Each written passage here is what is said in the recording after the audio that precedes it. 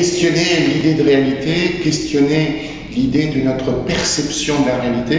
Là, nous sommes en montagne, devant une pente où des chocards s'étaient envolés. Je me souviens très bien, je faisais des photos et j'ai vu un groupe de chocards dans la lumière et j'ai fait une sorte de photo instantanée.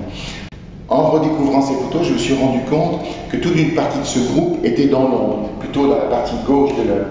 Et à la finale, j'aimais bien cette idée de peindre un paysage de montagne et qui peut, selon notre perception, pourrait apparaître comme sous-marin. C'est-à-dire qu'il y a comme un trouble dans la perception de cette réalité. Et ça, j'aime bien que la peinture interroge cette idée de réalité.